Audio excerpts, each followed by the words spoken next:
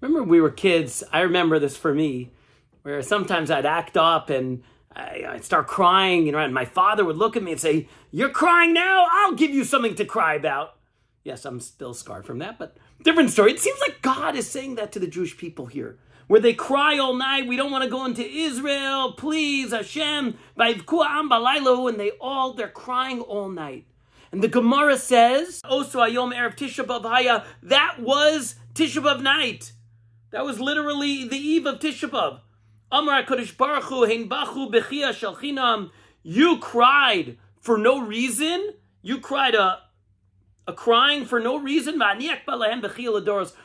going to have you, you're going to be crying a lot for generations on this day, at this moment, right?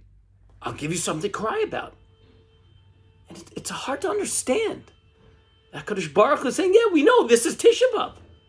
This is it. This is what Tisha B'Av is. Not only, yes, the first Beis HaMikdash destroyed Tisha B'Av, second Beis HaMikdash destroyed in that same period Tisha B'Av, right? But it goes further. The capture of Beitar and ultimately the raising of Yerushalayim, right? The fall of the Bar Kokhba revolt, Tisha B'Av.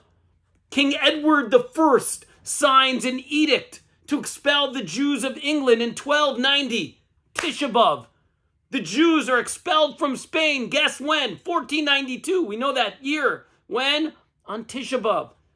And it even goes further into more recent history, right? Hermann Göring, Yamach Shemo, signed the final solution, that idea, on the 8th of Av.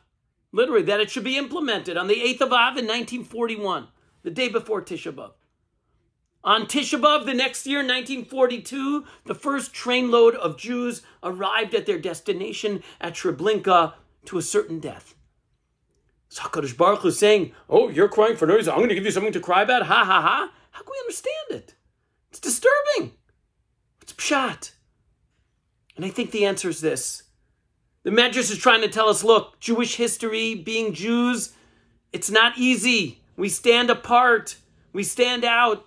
And Jewish history is going to be filled, we know, with bechia, with reasons to cry, with tragedy and challenge, generation after generation. It's always going to be there. Hashem says it's always going to be there. So therefore, what are you crying for no reason for? Why cry a bechia shel chinam? Obviously, I'm going to Israel for sure, but there's so many other reasons to cry, not just Jewish history, life in general. We know there are reasons to cry.